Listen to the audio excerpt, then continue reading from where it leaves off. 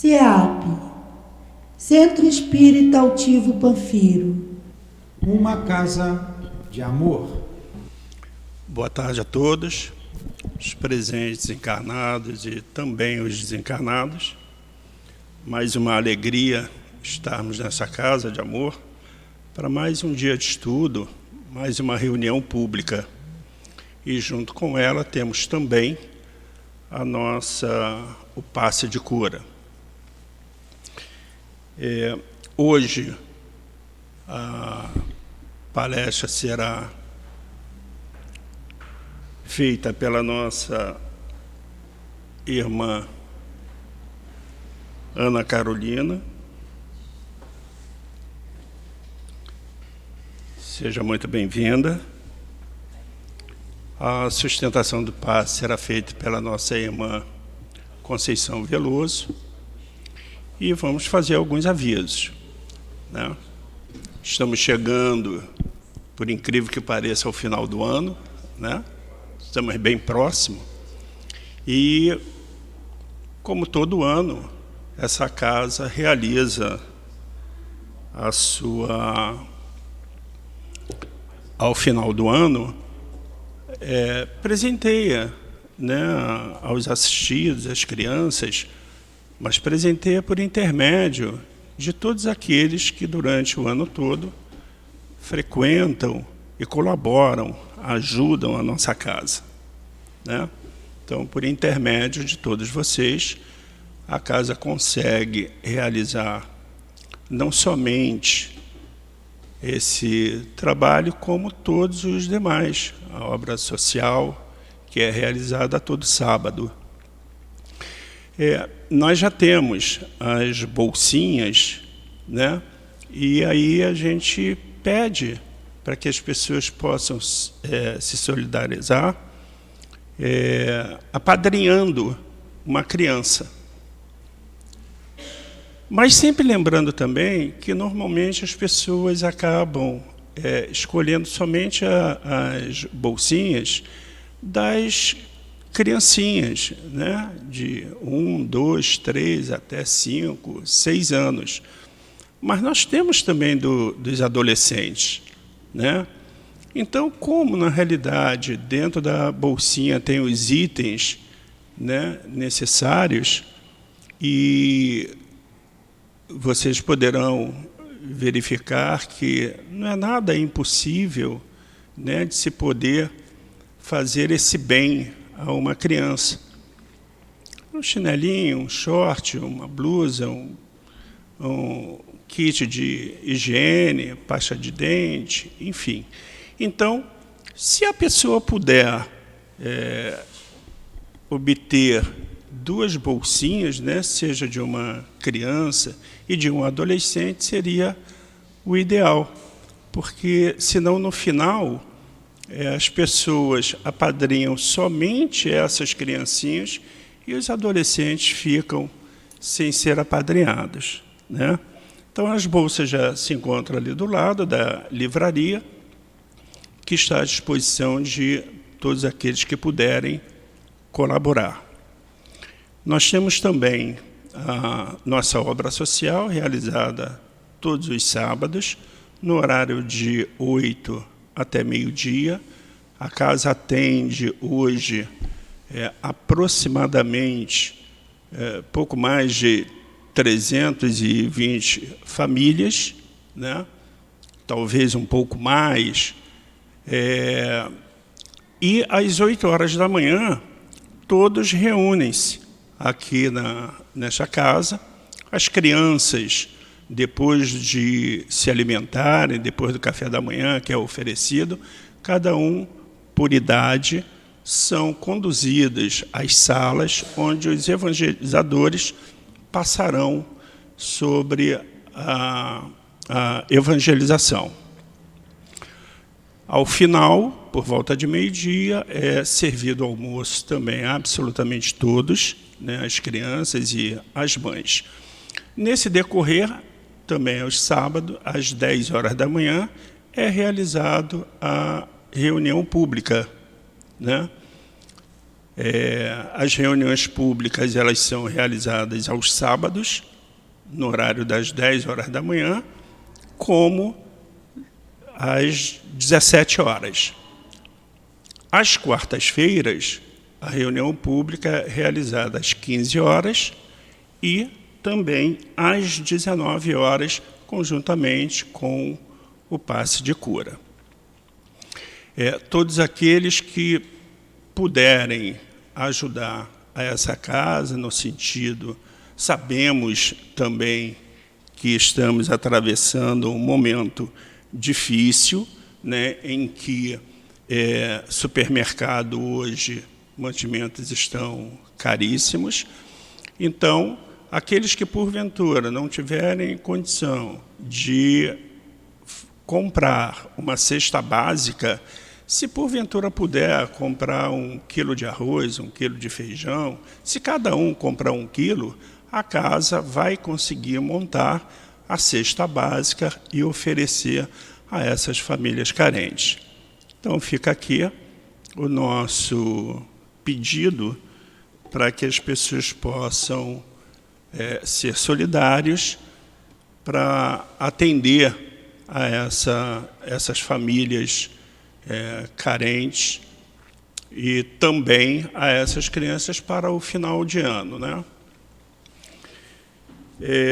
O estudo hoje ele é do Evangelho segundo o Espiritismo, no capítulo 11, dos itens 1 a 4. Nós vamos fazer também a leitura do livro Caminho, Verdade e Vida, na lição 85. Informando a nossa palestrante que o horário irá até às 15h50, tá? Eu vou fazer a leitura do primeiro item do Evangelho segundo o Espiritismo, para em seguida lhe passar a palavra. Então, fazendo a leitura do livro Caminho, Verdade e Vida, na lição 85, que nos diz: testemunho. Respondeu-lhe Jesus: dizes isso de ti mesmo, ou foram outros que te disseram de mim? João 18:34. A pergunta do Cristo a Pilatos tem significação mais extensiva.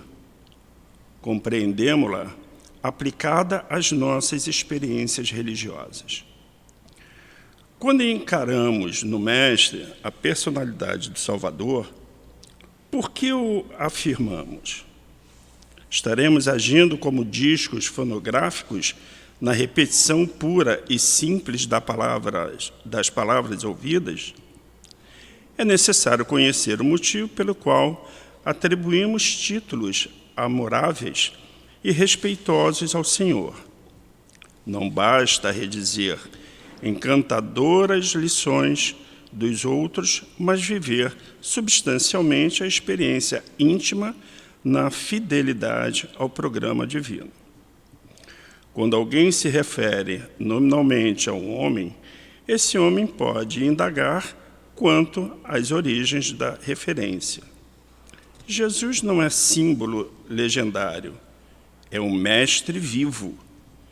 As preocupações superficiais do mundo chegam, educam o espírito e passam, mas a experiência religiosa permanece. Nesse capítulo, portanto, é ilógico recorrermos sistematicamente aos patrimônios alheios. É útil a todo aprendiz testificar de si mesmo, iluminar o coração com os ensinos do Cristo, observar-lhe a influência excelsa nos dias tranquilos e nos tormentosos. Reconheçamos, pois, atitude louvável no esforço do homem que se inspira na exemplificação dos discípulos fiéis. Contudo, não nos esqueçamos de que é contraproducente repousarmos em edificações que não nos pertencem, olvidando o serviço que nos é próprio. Assim, mestre querido, já aqui reunidos, harmonizados por essa espiritualidade amiga que sempre se faz presente nesta casa de amor, Altivo Panfiro, Antônio de Aquino, Dr. Herman, Dr. Bezerra de Menezes, Lourdinha, enfim, toda essa espiritualidade de luz que nos abastece de amor. Aqui estamos para mais um dia de estudo, contando com a certeza de que a nossa querida irmã Ana Carolina preparou esse estudo com muito carinho para nos esclarecer um pouco mais sobre a doutrina espírita. Assim, mestre querido, pedindo a sua permissão, iniciamos a nossa reunião pública desta quarta-feira, 21 de setembro, das 15 horas. Que assim seja, graças a Deus.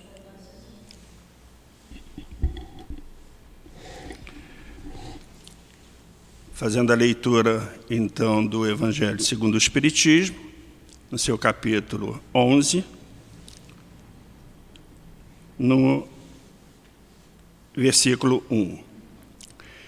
Tendo os fariseus, que nos diz o maior mandamento, fazer os outros o que desejamos que os outros nos façam. 1. Tendo os fariseus tomado conhecimento de que Jesus fizera aos saduceus se calarem, reuniram-se, e um deles, que era doutor da lei, veio fazer-lhe esta pergunta para tentá-lo. Mestre, qual é o maior mandamento da lei? Jesus respondeu: amarás ao Senhor teu Deus de todo o teu coração, de toda a tua alma e de todo o teu espírito. É o maior e o primeiro mandamento. E eis o segundo, que é semelhante ao primeiro: amarás o teu próximo como a ti mesmo. Toda a lei e os profetas estão encerrados nesses dois mandamentos. Mateus, capítulo 22, 34 a 40. Ana, que Jesus lhe proteja, lhe abençoe e que nós possamos estar atentos às suas informações. Obrigada, agradeço a oportunidade de estar aqui mais uma vez. Bom, como já fomos introduzidos, nosso capítulo 11, que é amar o próximo como a si mesmo. Eu acho sempre importante, quando a gente faz um estudo sistematizado, a gente compreender como começa e como termina aquele capítulo. Então, esse capítulo é dividido com o mandamento maior, né, fazermos aos outros o que queiramos que os outros nos façam, e a parábola dos credores e dos devedores, que é a nossa parte hoje. Depois tem, dai a César o que é de César.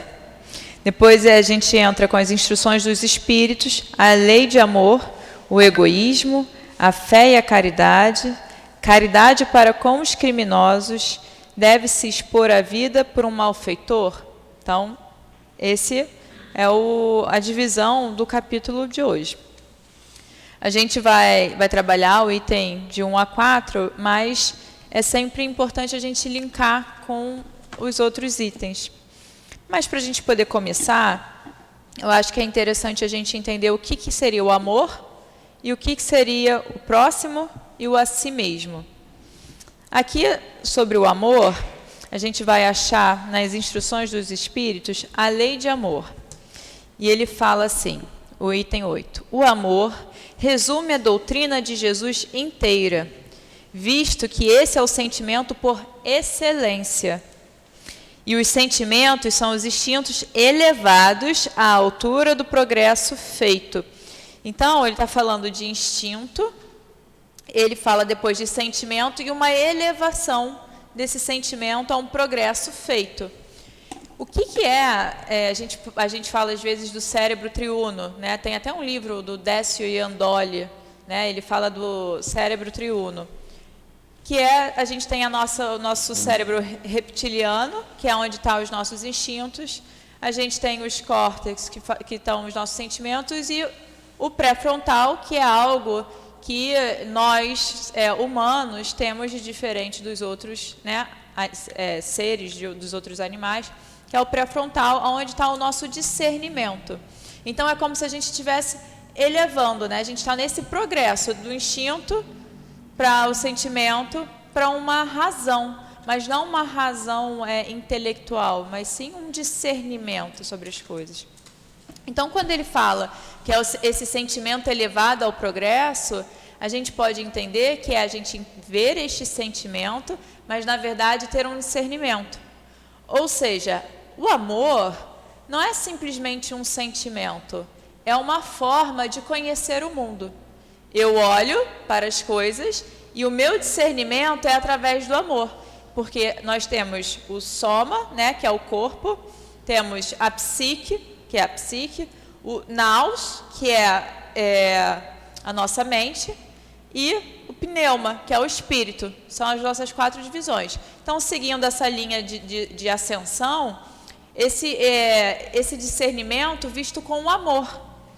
Ou seja, eu conheço o mundo através do amor. Não é que eu sinta o amor quando eu vejo alguém, quando eu estou numa experiência ali que me agrada.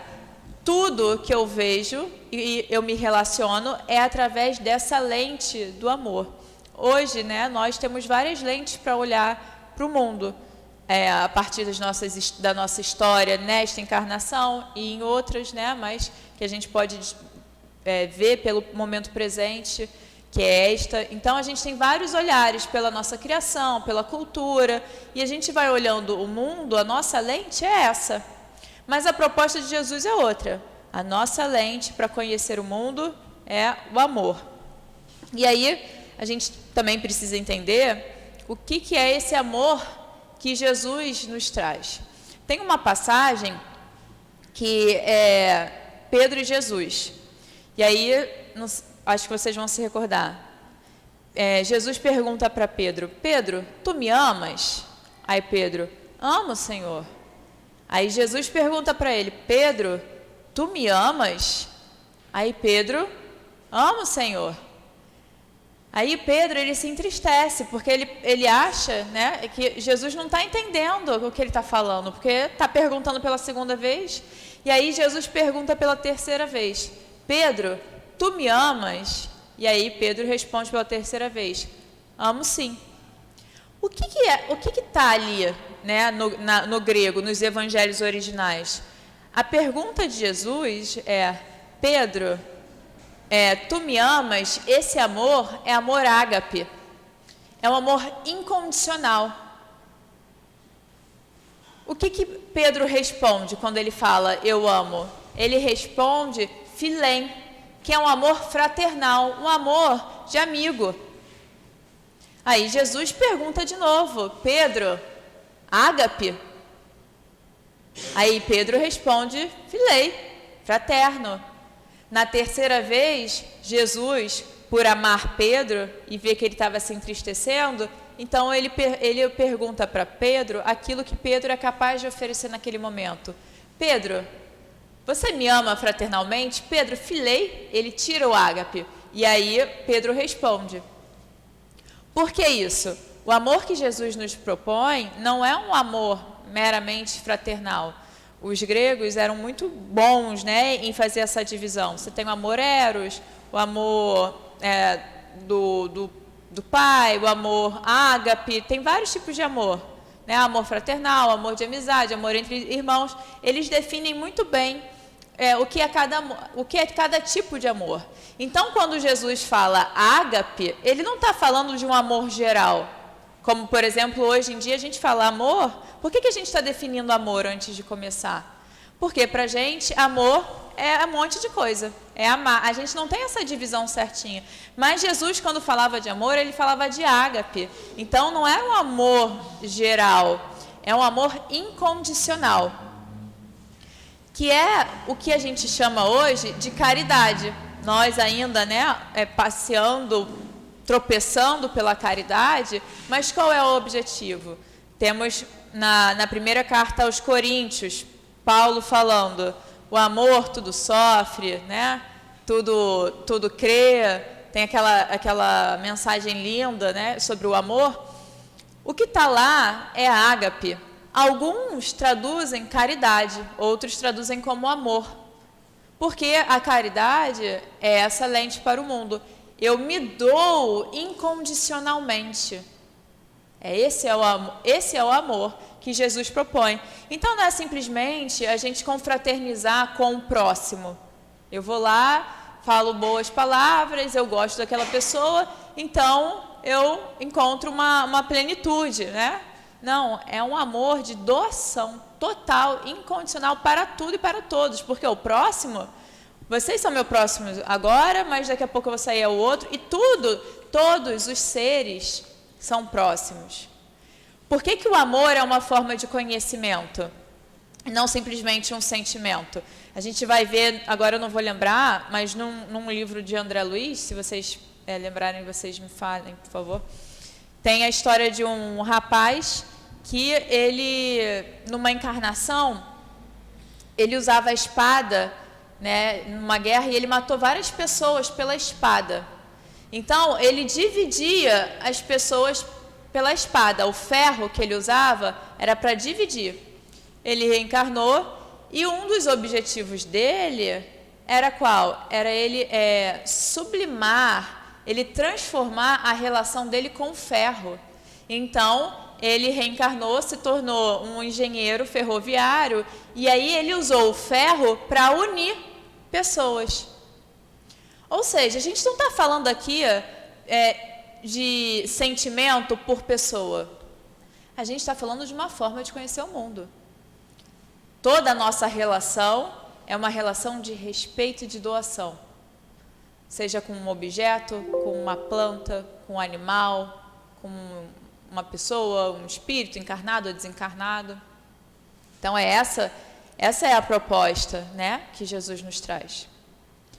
Então a gente entendeu mais ou menos, né, pelo menos intelectualmente a gente compreende o que Jesus quer dizer. O próximo já falamos, mas o que seria esse a si mesmo? Joana de Ângeles, ela usa esse termo bastante, esse si mesmo, que é essa essência divina, é a nossa identidade divina. Então, ela não está falando de eu amar a minha individualidade ou as minhas conquistas. Isso é legal, faz parte do processo e a gente precisa, né, desse amor pelas nossas conquistas, por onde a gente já chegou, sabendo que a gente tem muito mais a conquistar. Mas esse si mesmo é outra coisa. Não é a identidade que eu tenho nessa existência. Esse si mesmo não é a Ana Carolina que aqui está falando com vocês, e nem qualquer outro nome que eu tenha tido em outra existência passada ou que eu vá ter em outra existência. É a minha identidade divina. Qual era a identidade divina de Jesus? Porque se essa mensagem é de Jesus, a gente tem que entender como ele funcionava. O que era esse si mesmo? Bom, a gente falou que nós temos corpo, psique, mente, espírito. Nossas 4 camadas. Se eu me identifico com o meu corpo, antes, vamos chegar lá, só um parêntese antes. O que acontece? Nós não temos inscritos em nós as leis divinas.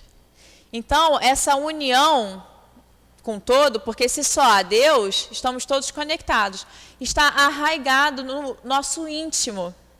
A gente quer pertencer. Só que, como a gente está olhando para fora, a nossa necessidade de pertencimento vem para o mundo externo. A gente quer participar de um grupo, a gente não quer ficar sozinho, a gente não quer ficar desamparado. E é totalmente legítimo, né? Porque isso está falando de uma necessidade que nós temos de pertencimento, que por mais que seja para fora, e que também é legítimo e que também é bom, é um pertencimento mais profundo, é um pertencimento onde apesar de toda a transitoriedade, eu ainda sou pertencente àquele meio, àquele grupo. Por quê? Se eu sou identificada com o meu corpo, eu tenho uma cor, fulana tem outra cor. Se nós somos diferentes e eu acho que eu sou este corpo, ou, por exemplo, que eu sou magra, o outro é um pouco mais cheinho, ou a cor do cabelo, o que for, se eu acho que eu sou isso daqui, eu me identifico, essa é a minha identidade, essa identidade física, existir algo diferente de mim quer dizer que eu não pertenço, que somos diferentes. Então, nós não estamos ali em unidade. Então, eu vou ser preconceituosa, seja de qual forma for. Racial, xenofóbica. Porque eu preciso eliminar aquele outro ser para que eu entenda que eu pertenço a uma unidade. Porque se ele existe, eu não estou nessa unidade. Se eu me identifico com a minha psique, o que acontece? Eu vou achar que eu estou identificado com os meus sentimentos, ou seja, eu sou aquilo que eu sinto. E eu vou precisar que o outro sinta a mesma coisa que eu. Porque se ele não estivesse sentindo, eu vou estar nessa experiência sozinha. Então, eu estou só. Olha que problema. Um exemplo clichê básico, um casal. Aí está a mulher e o cara, né, marido e mulher. O homem, de repente, fica mudo, porque ele pensou alguma coisa que faz parte do processo psicológico do masculino. Ele pensou em alguma coisa, ele ficou mudo, se retraiu um pouco. Aí começa a mulher. O que você está pensando? Eu fiz alguma coisa? Mas por que você está assim? Aí ela começa a se alterar. Porque, para ela, naquele momento, é inadmissível que aquela outra pessoa esteja com uma situação que ela não faça parte, porque, então, ela não pertence. Então, ela começa a achar que é com ela. Aí ela vai também descendo para uma irritação. Pronto, agora, mal ou bem, eles estão irritados juntos. Então, eu preciso que o outro venha para a mesma sintonia que eu, né? De pensamento não, de sentimento. Eu venho numa casa espírita e eu me sinto muito bem. Mas aí, na minha casa, na minha família, tem alguém que é protestante, que é católico, e não se sente muito bem. Mas essa pessoa é apaixonadíssima por Jesus. Mas, como eu tenho um carinho e um afeto pela casa, que é maravilhoso, porque me faz muito bem, eu quero que aquela pessoa, de qualquer jeito, abandone todos os sentimentos dela para vir pelo meu. Eu não respeito o outro. Eu não vou pelo exemplo, né, como o Chico Xavier nos fala. Eu vou pela necessidade que eu tenho do outro pensar que nem eu, sentir o que eu sinto.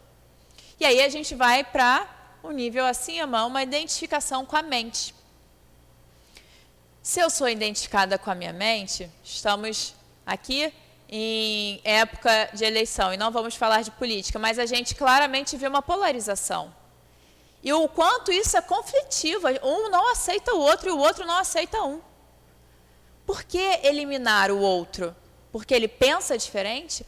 Ou seja, podemos dar outro exemplo, algumas pessoas que são veganas e querem que as pessoas carnívoras mudem e sejam veganas também, e as que são carnívoras querem, né, que a pessoa vegana volte a comer carne porque não entende. Eu preciso mudar o outro, porque se ele tem uma ideia diferente da minha, e eu sou a minha ideia, eu sou o que eu penso, essa construção intelectual, então eu preciso que ou o outro mude de ideia ou que ele seja exterminado, porque quer dizer, então, eu não estou numa unidade. Porque o que é o eu? Né? O eu como ego. A gente não está falando do si mesmo ainda. O que é o ego? Ego, o meu agora. Ana Carolina. É um complexo de informações, mais importante da nossa consciência, mas um complexo de informações. Eu tenho um nome que não fui eu que dei. Né? Começa por aí. Você vê como são coisas externas. Não é nosso. Não é si mesmo. É sobre o outro. O meu ego tem um nome, que não fui eu que dei, eu tenho a primeira forma que eu aprendi a me relacionar com o mundo, que veio através das relações com os meus pais, e de certa forma eu continuo replicando. Dentro dessas relações ainda tem a cultura que influencia eles, então indiretamente me influencia, e depois me influencia diretamente quando eu vou para o mundo, tem a escola, tem a amizade, enfim. Tudo isso vai definindo quem eu sou. Quem eu sou? Não. Quem eu estou. Então, se eu sofrer um acidente e perder minha memória, ou seja, essas informações, eu vou deixar de existir? Eu vou deixar de me manifestar no mundo, porque se eu não tiver ego, eu não me manifesto no mundo, eu vou estar lá no Pinel. Eu preciso, né, dessa estrutura para poder me relacionar com o mundo. Joana usa a expressão ego forte, que não é um ego autocentrado, mas sim um ego fortalecido a tal ponto que ele pode renunciar a si mesmo. Então, o ego é um complexo de informações. Então, o que nós nos identificamos hoje são apenas informações. Porque tudo que a gente fala sobre a gente está no passado, já aconteceu. Não são experiências mais aqui objetivas. Ou seja, são informações que eu fiquei daquele lugar. E aí, por que a gente está falando disso? Parece que não tem nada a ver com o tema, eu sei, mas a gente vai chegar lá. Por quê? Porque tudo isso, todas essas identificações são transitórias. Então, se eu penso algo hoje, amanhã eu penso diferente. Se a cultura estabelece algo hoje, amanhã é diferente. E assim a lei, e assim os sentimentos que oscilam. Então, eu vou sempre estar em conflito. Eu vou estar sempre em conflito com o outro. Porque o outro, da mesma forma que é tudo transitório, o outro também vai pensar diferente. Alguém vai pensar diferente. Só que Jesus se identificava com o último patamar. Ele se identificava com o espírito que ele é, com o si mesmo, com essa essência divina. E aí, quando a gente fala de espírito, a gente não está falando do espírito com E maiúsculo. Eu sou Jesus. Ele não falava o nome dele. Se vocês pegarem os evangelhos, ele fala, eu sou, ego eimi. E as pessoas caíam por terra. Ele não falava, eu sou Jesus, prazer. Ele não tinha essa identificação com essa individualidade. O que a gente está falando é de uma identificação com a centelha divina. Porque ele e o Pai são um. Então, esse é o si mesmo. Porque se eu me identifico, porque a forma como eu me identifico é a forma que eu vejo o mundo, certo? Então, se eu me identifico com o ser que eu verdadeiramente sou, né, eu olho para o outro e o que eu vejo? Um espírito. Um espírito, né, filhos do mesmo Pai. E isso não muda. Essa centelha divina, ela não muda. Então, a minha mente pode mudar, o meu sentimento pode mudar, meu corpo pode mudar, porque ele vai mudar nessa vida. O outro pode mudar, não importa. Todo o restante que mude. Eu me identifico com algo que é permanente e imutável em mim, que é a centelha divina, é minha identidade divina. E aí eu olho para o outro e vejo que, por mais que ele não perceba, ele não se identifique, eu olho para o outro e vejo a mesma coisa. Então ele pode ser o que ele quiser, porque eu não vou me sentir só, eu não vou me sentir excluída, eu não vou me sentir rejeitada. Então eu posso amar o outro. Então, se Jesus, né, se não, como ele se identificava com essa identidade divina, sendo filho do Pai, filho do homem, né? Por que filho do homem? Porque nós na terra nascemos da mulher. Então a forma de botar filho do homem não é um machismo, não, é só para dizer que não é algo desta terra. Então, se ele se identifica com isto, ele olhava para todos nós na nossa profundidade psicológica, psíquica, porque ele enxergava, e apesar de toda a conturbação, de todas as trevas interiores que nós tínhamos e ainda temos, ele via a luz que nós somos. E aí ele fala, eu sou a luz do mundo. Logo mais à frente, ele vai falar, vós sois a luz do mundo. Hoje, a gente se comporta não como esta luz, como nós nos comportamos? Como Lúcifer. O que é Lúcifer? A tradução para Lúcifer é portador da luz.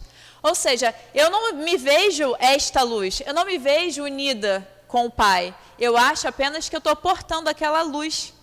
É de fora. Eu não vejo Deus em mim. Ou seja, então eu estou negando, mesmo que inconscientemente, que só há Deus. É como um peixe no mar. Fora dele tem água. Dentro dele também tem água. Tudo ali está na água, mas ele é um peixe. Então ele tem uma individualidade. Então nós estamos mergulhados em Deus. É mais ou menos também quando a gente sonha. Quando a gente sonha, tem várias pessoas. Aí tem meu marido, tem meus cachorros, tem, sei lá, um monte de gente. Mas aquelas pessoas são elas ou são fruto do meu pensamento? São criações minhas. Então elas estão mergulhadas no meu psiquismo. Nós somos, né, uma grande informação divina que dá essa forma. Nós estamos mergulhados nele. Podemos usar essa analogia do sonho. Então a gente entendeu o que é o si mesmo. Si mesmo é eu sou um com o Pai. Eu me identifico com essa identidade divina. E amar é uma doação. Agora a gente vai entrar no Evangelho em si. Bom, a gente já leu o item 1, né? E o que eu acho interessante a gente destacar aqui? Primeiro, o quanto os fariseus tentavam Jesus. E Jesus não se permitia cair, porque ele não estava, mais uma vez, identificado com a mente. Agora vamos entrar em conflito. Não. Ele conseguia se posicionar de forma enérgica, mas sem entrar em conflito com ninguém. Mas o que mais me chama a atenção aqui, não sei a vocês, Jesus respondeu: amarás o Senhor teu Deus de todo o teu coração, de toda a tua alma. Em alguns lugares, né, vai estar de todo o teu entendimento também e de todo o teu espírito. O que é isso? Como eu vou chegar nesse si mesmo? Porque antes de eu me amar, eu preciso amar Deus com todo o meu coração, com toda a minha alma, com todo o meu espírito. Ele está falando que eu preciso ser inteiramente unidirecionada para o Senhor. Não é que eu pense em Jesus, não é só eu pensar em Jesus, não é só eu pensar, né, em Deus, não é só eu falar sobre isso. Eu preciso sentir. Eu preciso que a minha mente esteja totalmente vinculada e eu preciso que eu esteja totalmente envolvida espiritualmente nisto, nesta compreensão. É esse o amor, porque aí sim eu estou unida. Nada meu se encontra fora de Deus. Porque eu posso amar Deus com um sentimento. Mas a minha mente está onde? Está na minha lista de mercado, que eu tenho que fazer daqui a pouco.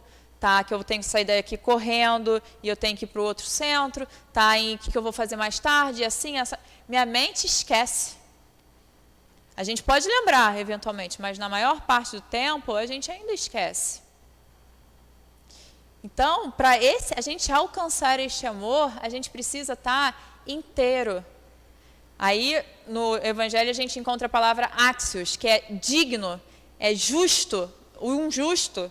Jesus fala às vezes, né, um justo. O que é um justo? É uma pessoa inteira. Ela não está espalhada, não, ela está totalmente voltada. Tudo dela é unidirecionado para o sagrado. Só assim ela consegue amar a Deus e aí, naturalmente, amar o próximo como a si mesmo. Porque quando eu renuncio a todas as coisas do mundo, ou seja, eu me mergulho no amor a Deus, eu mergulho a minha mente em Deus, eu me mergulho espiritualmente em Deus, e isso é o que me nutre. Não quer dizer que eu vá virar uma seta e ficar lá num mosteiro. Não, eu não preciso disso. Mas enquanto eu me relaciono com o mundo, eu vou me relacionar nessas três orientações. A gente pode perceber o quanto Paulo, como antes era Saulo, era assim. Já vamos pensar assim em Saulo. Saulo era um homem reto. Ele era um fariseu. Mas ele acreditava com tudo no que ele aprendeu. E ele era fiel, ele era leal a isto. Então ele tinha uma retidão que nós muitas vezes bambeamos. O que acontece? Por que a transformação de Saulo é tão forte? Porque ele era tão reto que ele pensava o tempo inteiro em como acabar com o cristianismo. Olha, ele pensava em Jesus o tempo inteiro. Jesus aparece para ele. Clamor, forma pensamento, é uma manifestação, mas a verdade é que ele pensava tanto, que Jesus apareceu para ele. E aí, quando ele se converte, porque ele vê Jesus, era o que faltava para que tudo dele fosse redirecionado, porque ele já tinha uma orientação única na vida. Então, é importante a gente ter um reto agir, um reto falar, um reto pensar. Mais importante ainda é se tudo isso, o meu falar, o meu agir e o meu pensar, é voltado para Deus. E aí, eu amo a Deus, porque eu renuncio ao mundo, apesar de estar no mundo, para estar totalmente conectada a Ele. E aí, para a gente vir um pouquinho mais na frente nesse mesmo capítulo, a fé e a caridade. Lá no finalzinho, quem é que dá? Cracóvia. Um espírito protetor em Cracóvia, 1861, fala assim: tereis, contudo, razão se afirmardes que a felicidade se acha destinada ao homem nesse mundo, desde que ele a procure não nos gozos materiais, sim no bem. Ou seja, a felicidade não é deste mundo, mas ela pode acontecer neste mundo. Desde que a minha forma de relacionar no mundo seja através desse unidirecionamento, dessa identidade divina que eu tenho. E aí Jesus falou para a gente: no mundo há de haver tribulações, mas bom ânimo, eu venci o mundo. Ele não falou eu venci no mundo, porque ele não venceu no mundo, ele foi humilhado. Ele foi crucificado, ele foi torturado. Ele não venceu no mundo, mas o mundo não o ofendeu. Ele não se sentiu ofendido, porque a gente fala de perdão, mas o perdão é o quê? É eu me sentir ofendida e aí depois eu compreendo e perdoo o outro. Mas qual é o ideal? É que eu não me ofenda com o outro, porque eu não estou identificada com o que o outro está falando e nem com o que eu estou sentindo. Eu me identifico com a minha identidade divina, então o outro pode falar o que for, porque não vai me descer da onde eu estou. Então, o que ele está falando aqui? É para a gente vencer o mundo.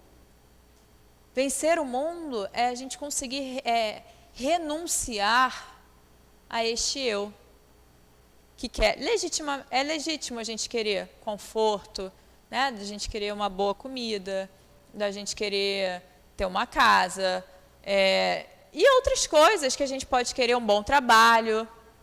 Tudo isso é legítimo porque a gente está no mundo. O que não é legítimo? Eu achar que essas coisas vão me dar felicidade. Aí, se eu não tenho, eu já me frustro e entro em depressão, eu entro numa tristeza, né? Eu fico muito irritada, eu me ofendo com o mundo. Então, isso não é legítimo. Mas é legítimo a gente querer. Mas o que a gente busca no final, na maior parte do tempo, quando a gente se esquece, quando a gente se lembra, não, de Deus, mas quando a gente esquece, vencer no mundo. Eu quero tal coisa, eu quero ser reconhecida por fulano ou por ciclano, eu quero ser reconhecida pelo meu marido, pela minha família, e a gente quer no mundo. Então, aqui ele está falando que a gente tem que ter um unidirecionamento, uma retidão para o sagrado, porque este é o primeiro mandamento, é o maior. Uma vez que você faz isso, o segundo é consequência. Porque se você retira, você renuncia, não é que você vai excluir o eu, né? É esse ego, não é isso. Mas se eu renuncio, ou seja, eu preciso, pensando no mundo, de várias coisas, né? De várias necessidades. Mas mesmo sofrendo porque eu não tenho essas necessidades saciadas, na verdade, isso não me resume, porque eu não estou vinculada a este sofrimento. Eu renuncio até este eu que sofre, apesar do sofrimento, para buscar Deus. A maior parte das vezes nós viemos à casa espírita, por quê? Aquela frase, né? Pelo amor ou pela dor? O que num primeiro momento a gente busca? A gente não busca Deus. A gente busca Deus para tirar as nossas dores, porque a gente quer eliminar o nosso sofrimento. A gente não busca Deus, num primeiro momento, pelo que Ele é, mas sim pelo que Ele pode fazer na nossa vida. Então, uma vez que eu renuncio a isso, eu estou buscando Deus pelo que Ele é. E aí eu vou encontrar em mim e fora também, porque Deus é imanente e transcendente. E aí, naturalmente, eu vou amar a si mesmo. Olha esse si mesmo, esse espírito. E eu vou amar o próximo da mesma forma. Toda a lei e os profetas se acham contidos nesses dois mandamentos. Pronto, acabou a palestra. É interessante porque Jesus precisou só de 3 anos para nos dar o ensinamento. E, na verdade, ele dava o mesmo ensinamento várias vezes. É porque a gente tem dificuldade de aprender. Joana de Ângeles tem uma série psicológica. Ela tem 16 livros, 16 volumes, fora os outros milhões de livros que ela tem. E aí, ela fala a mesma coisa de formas diferentes. Porque a gente precisa ouvir de novo, e ouvir de novo, e de novo, e de novo, e de novo. Mas uma hora a gente pega, não falta muito. E aí depois tem o item 2. Fazei aos homens tudo o que quereis que eles vos façam, pois é nisto que consistem a lei e os profetas. Mateus, capítulo 7, versículo 12. Depois tem, tratai todos os homens como quererias que eles vos tratassem. Lucas, capítulo 6, versículo 31. O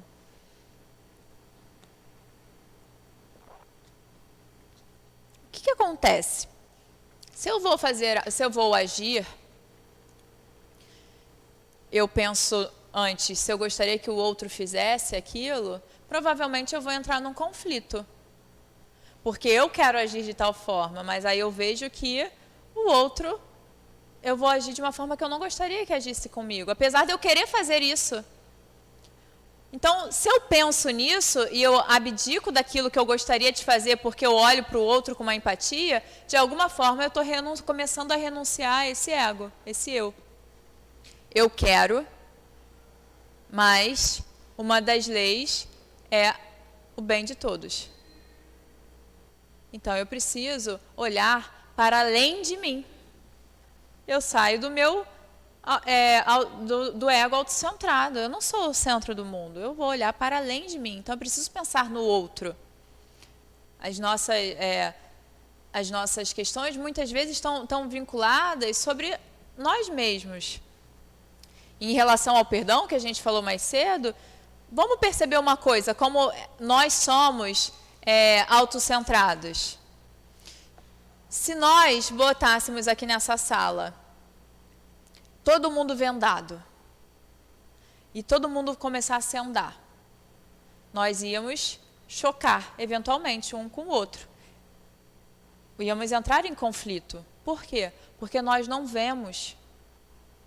Agora, se eu tiro a minha venda, ou seja, agora eu vejo, se alguém vem de encontro a mim, o que eu faço? Opa! Saí da câmera. Eu dou um passo para o lado, eu desvio. E aí, quando eu tiro a venda e eu vejo, eu percebo que o outro não foi ali para me ferir. Eu vejo que o outro foi ali porque ele não está vendo, ele está cego.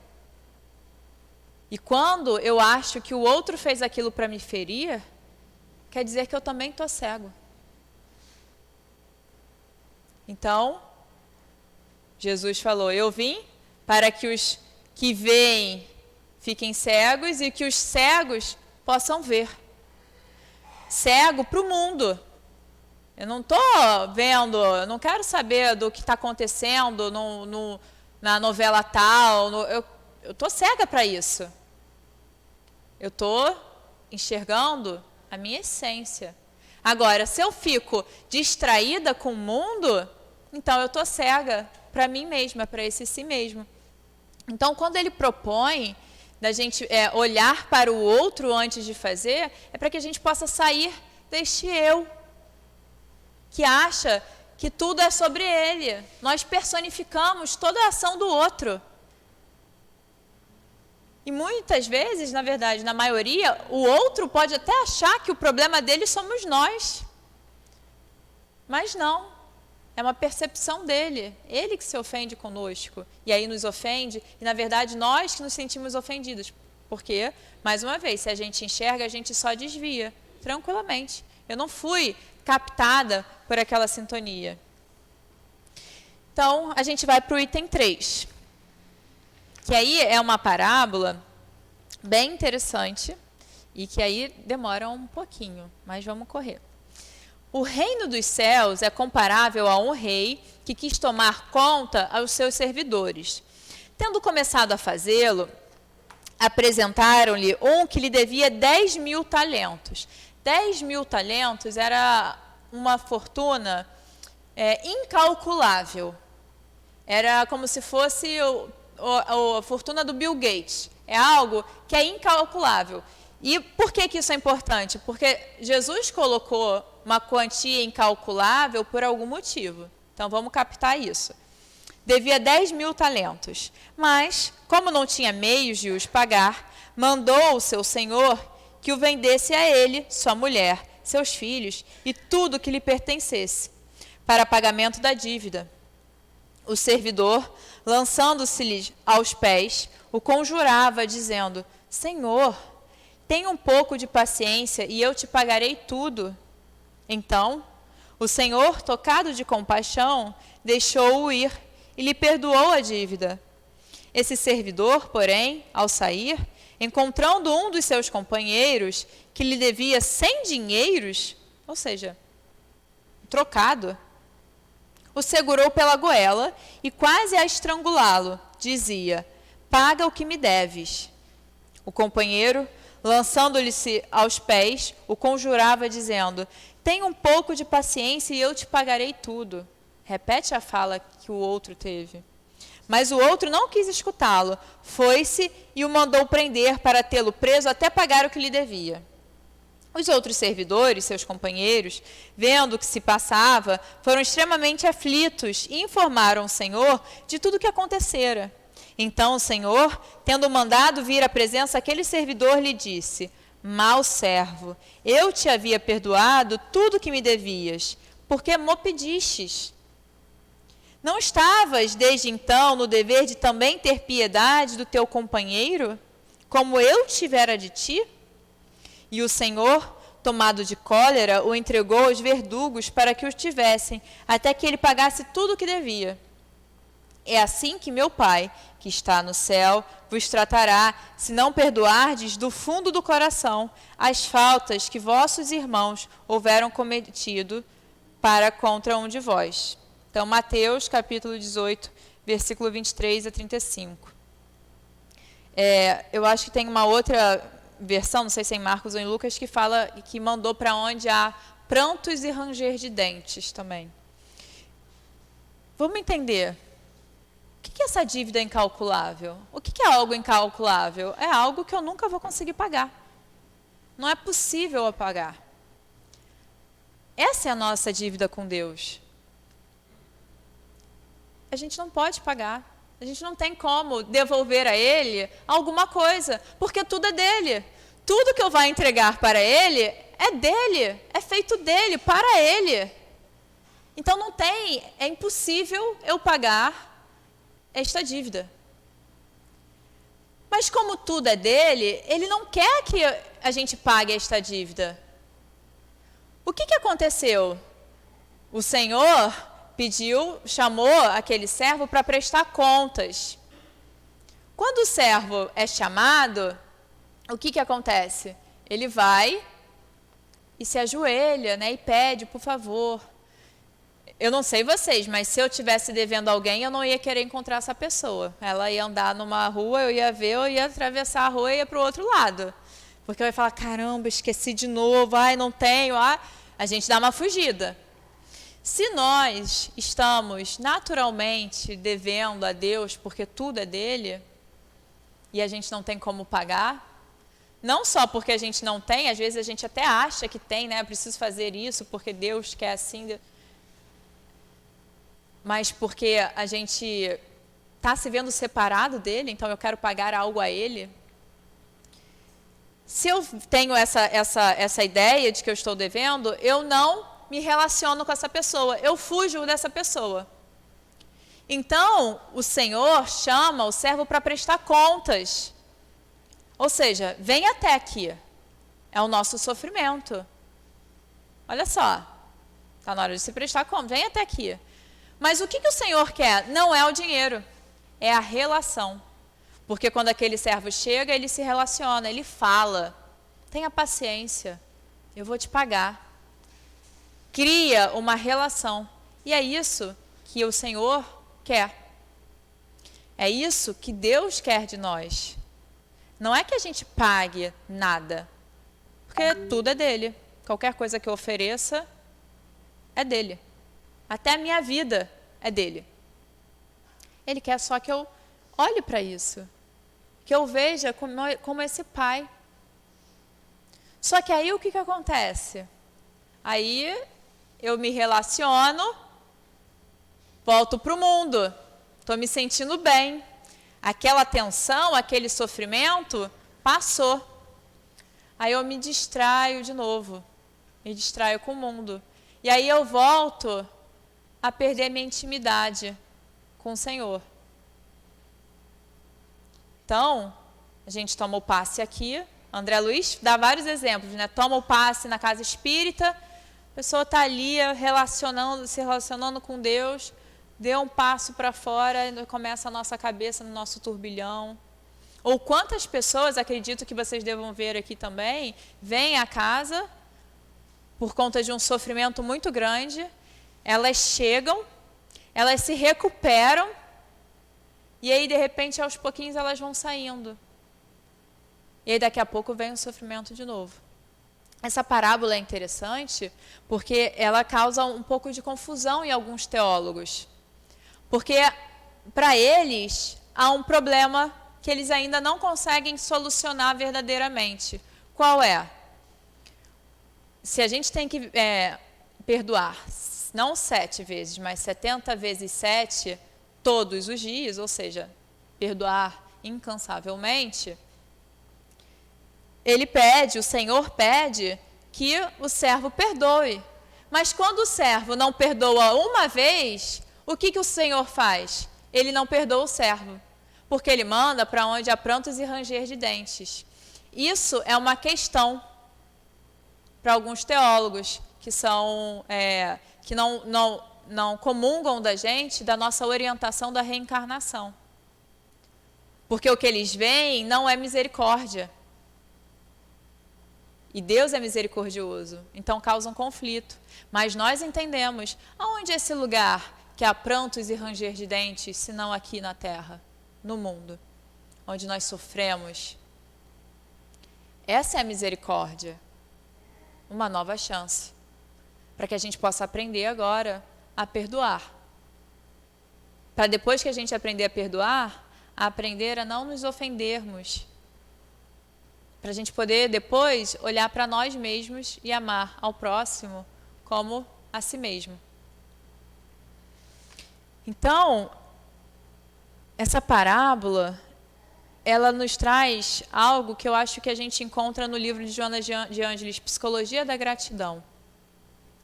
O que é gratidão? Não é essa hashtag gratiluz, gratidão, né, que as pessoas botam às vezes nas redes sociais.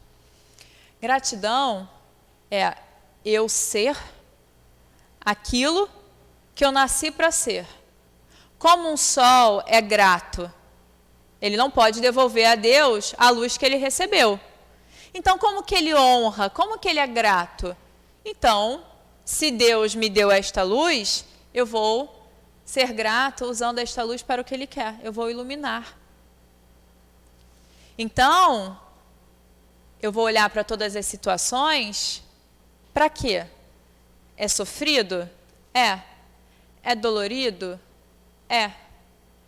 Mas essa situação, por mais que seja num ponto de vista negativo, né, para quando a gente olha no mundo, eu devo ser grata porque ela me leva, de alguma forma, a uma compreensão de quem eu sou, para que então eu possa ser aquilo que eu nasci para ser. Ou seja, esse si mesmo, essa identidade divina. Apesar, a gente tem, nossa cultura ocidental, ela é dualista. Nós somos competitivos. Quando somos competitivos, um ganha, o outro perde. Então, a gente sempre trabalha com um ou outro. Não pode haver dois vitoriosos.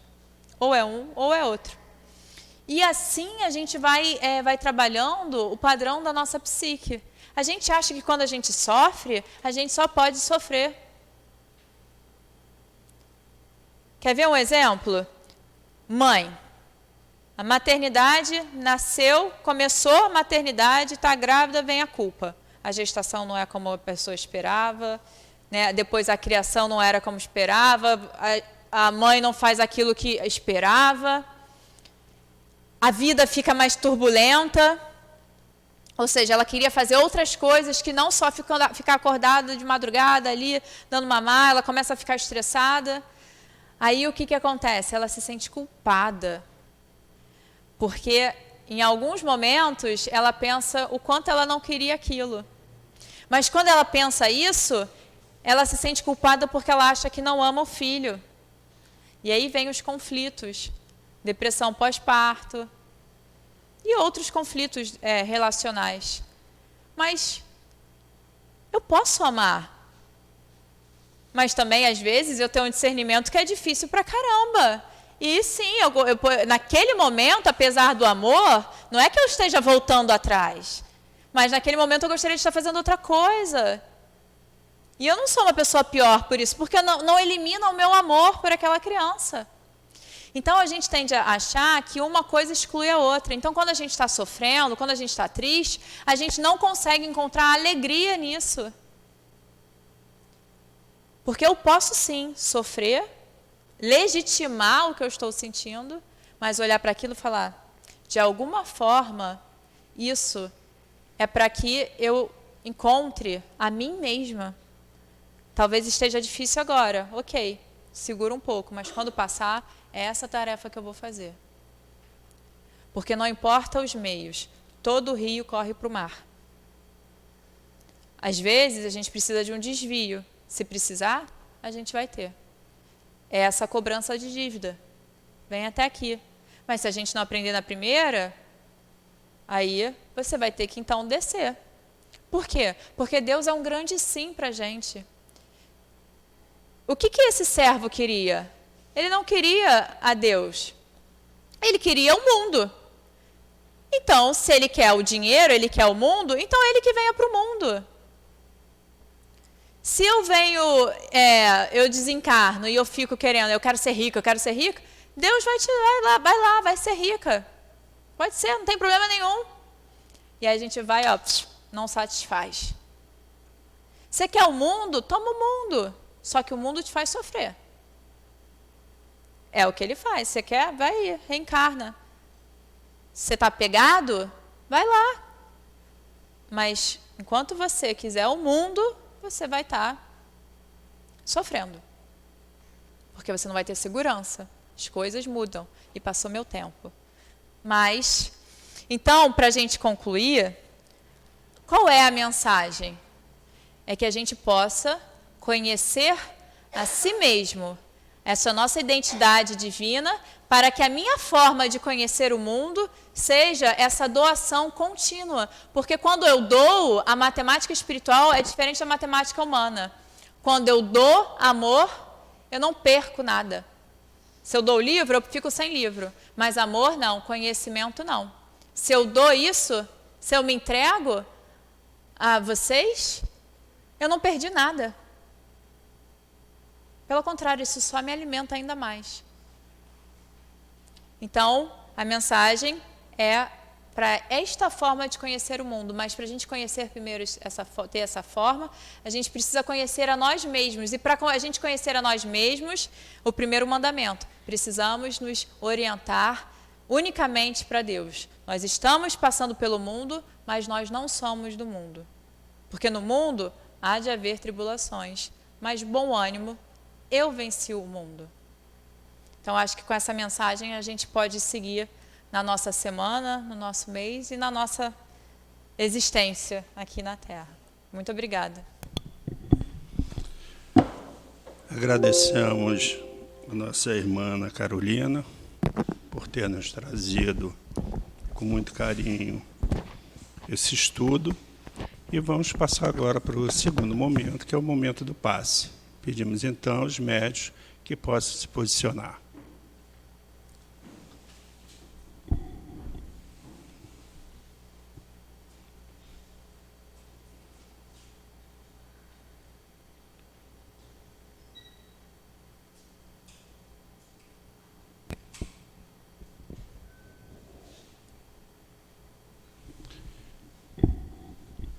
Querido Mestre Jesus, mais uma vez queremos lhe agradecer pela sua presença, pela presença amorosa dos guias espirituais desta casa, e pedimos que possam auxiliar os médios na sua missão em transmitir aos assistidos os fluidos necessários que vieram aqui buscar, que eles possam se sentir harmonizados e que possam se sentir muito bem acolhidos nesta casa.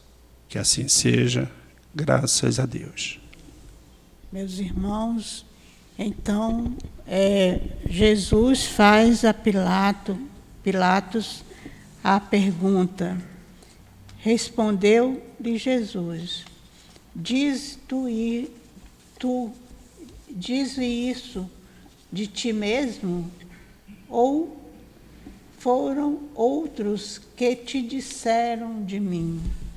Então, Jesus faz essa pergunta a Pilatos, e Emmanuel coloca para a gente que essa pergunta do Cristo a Pilatos, ela tem uma significação muito mais extensiva, porque é compreender e aplicar essa pergunta às nossas experiências religiosas. Então, a gente saber se a gente repete as palavras que os outros falam sobre Jesus, ou se a gente vivencia os ensinamentos de Jesus e falamos a respeito dele por nós mesmos. Para falar sobre Jesus, sobre os seus ensinamentos, é necessário que a gente conheça de experiência. E a experiência só vem com a prática. Então, a gente tem que estudar os ensinos de Jesus, porque estudando os seus ensinos, estudando sobre ele, nós vamos ter o aprendizado sobre ele. E vamos também nos esforçar para colocar em prática e nos melhorar, transformarmos a nós mesmos. Saber que o Cristo é que vai nos levar ao progresso e que vai nos levar ao Pai. É através dos ensinamentos de Jesus, na prática deles, que nós vamos crescer, que nós vamos progredir e que um dia nós vamos chegar a Deus. Então não basta conhecer, é preciso experimentar, é preciso ter a experiência. E essa experiência só adquirimos com a prática. Daí a gente está aqui na religião, fazendo esforço para o aprendizado, e esse esforço tem que ser também no nosso dia a dia, de nos lembrarmos do que aqui aprendemos e colocar em prática na nossa vida diária, para que a gente possa conhecer Jesus e ver e nos transformar e nos melhorar intimamente, mudar nossa posição e ser o que a nossa irmã falou para nós, conhecer a nós mesmos, conhecer onde estão as nossas fraquezas e nos modificar, substituindo por valores cristãos, por valores que vai nos levar a Deus, que vai nos levar à felicidade que tanto almejamos, que é o progresso. Que Deus nos abençoe. Assim, queridos irmãos, chegando ao final de mais uma reunião pública, fechando nossos olhos com o pensamento voltado ao nosso Pai, ao nosso Mestre Jesus, felizes e agradecidos, pedimos ao nosso Deus Pai, com a tua infinita misericórdia e amor, nos abençoe e guie nesses novos tempos, nos libertando para o nosso caminhar. Mestre Jesus, esse encontro contigo nos revigora e nos transforma cada dia mais. Que a tua presença purifique esta casa de amor, transformando tudo em serenidade, harmonia e amor.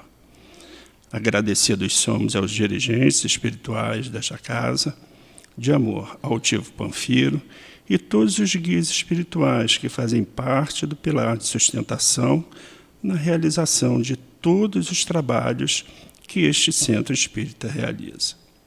Chegando próximo ao final de mais essa reunião pública, não esqueçamos, irmãos, ainda que hajam noites traiçoeiras, ainda que a cruz possa nos pesar, lembremos que Jesus estará conosco. O mundo pode até nos fazer chorar, mas Deus nos quer sorrindo. Agradecidos pela oportunidade de mais uma palestra realizada, agradecidos pelo amor de Jesus, do nosso Deus Criador, pedimos ao nosso anjo guardião que nos acompanhe no retorno dos nossos lares, mas, acima de tudo, em nome do amor do nosso irmão Jesus e do amor de Deus Pai, pedimos a permissão para darmos por encerrado esta reunião pública. Que assim seja, graças a Deus.